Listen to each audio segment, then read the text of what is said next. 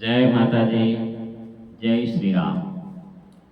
हमारे रावण के बारोटों की जो वही परंपरा है वो आदि अनादि ही काल से चली आती है, इसमें कोई शक नहीं है। क्योंकि जब सृष्टि की उत्पत्ति हुई, ब्रह्मा जी ने सब मानव जात को प्रकट किए और ऐसे समय से ये समय से सभी जाति के पीछे अपने राव बारोट को भेजा है। अपने गोत्र, वेद, पर्वत, शाखा, कुलदेवी, गणपति, यक्ष, तिलक, खेतर, ये सभी बाबतें वही में होती है। और वही में सती, सुरा, संत वो भी होते हैं।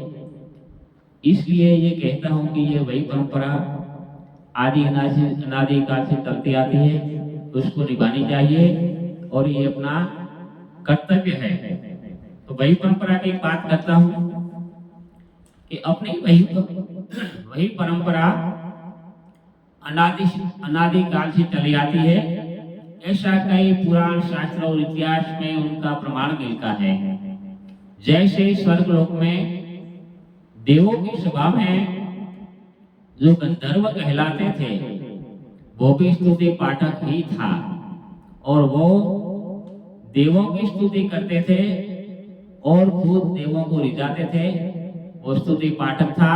लेकिन आज के समय में हम जो राव है वही स्तुति पाठक थे।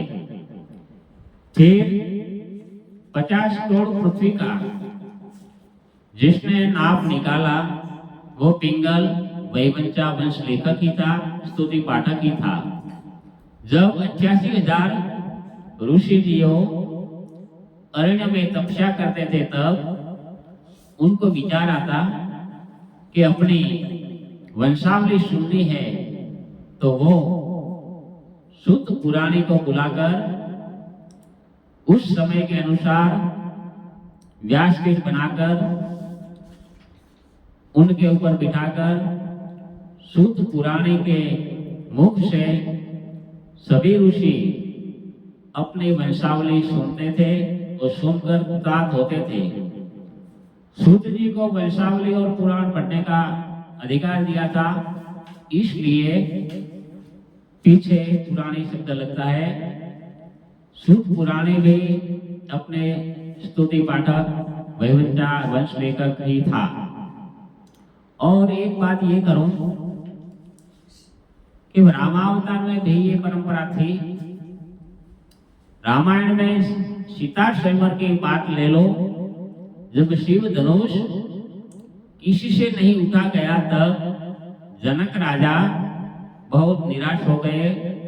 जनक जी ने कहा सृष्टि के ऐसे बहुत वीर क्षत्रिय महाराजाओं यहाँ पर विराजमान है, सबने अपने अपने प्रयास किए लेकिन शिव धनुष उठा नहीं पाया। तो जनक जी निराश हो गए। उसने विचार किया यदि जो शिव धनुष किसी से भी नहीं उठा गया तो क्या मेरी सीता कुंवारी रह जाएगी। ऐसा विचार करके उसने अपने मंत्री जी को कहा कि यहाँ पर कोई बंदी जन हो तो बुलाओ सभा में और एक क्षत्रिय की बिरदावली सुनाए और कोई क्षत्रिय जो हो तो खड़ा हो के ये शिव धनुष उठाए तो ये सीता स्वयंवर पूर्ण हो जाए।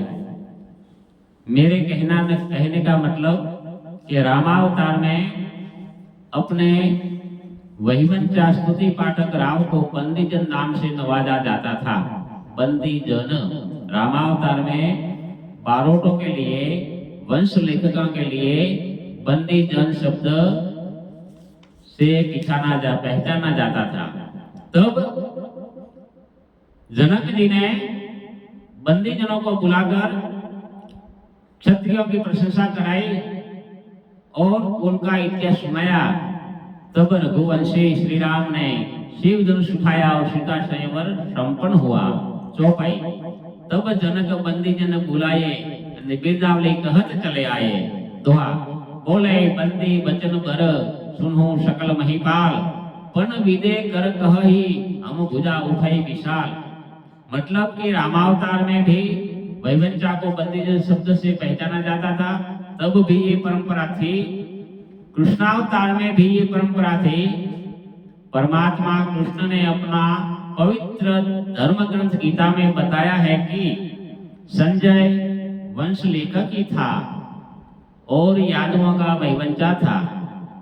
परमात्मा ने उन्हें दिव्य दृष्टि दी थी, जिससे ये कुरुक्षेत्र में चल रहा युद्ध का आंखा देखा अहवाल धृतराष्ट्र को सुनाता था। श्रीमद् भागवत में भी उनका प्रमाण उल्लेख मिलता है कि जब जन्मेजय जी ने अपने पितरों की सदगति के लिए अपने वैवंचा को बुलाकर अपनी वंशावली सुना के सबको पितरों की तृप्ति करा के ये कार्य परिपूर्ण होने का एहसास किया था, ये भी उल्लेख भागवत में भी है। फिर पृथ्वीराज चौहान और चंद बंदाई का किस्सा तो जग प्रसिद्ध है।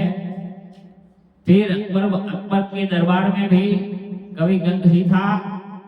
हर प्रांत में अलग अलग नाम से पहचाना जाता है, जैसे कि बड़वा, चोटी वाला महाराज, भाट, वही भाट, बारो, रावजी वगैरह शब्दों में प्रयोग किया जाता है।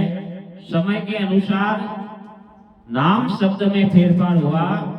शॉर्ट में यही कहना चाहता हूं कि ये परंपरा युगों से चली आती है, उसको निभानी चाहिए और सम्मान से रखनी चाहिए। ये अपनी वही परंपरा अनादिकाल से चली आती है, तो इसको बहुत अच्छी तरह से रखो और वही का सबको महत्व समझाओ। यही भावनाओं के साथ सबको जय माता दी, जय वही माता, जय मां भारती, जय श्री राम, जय माता जी।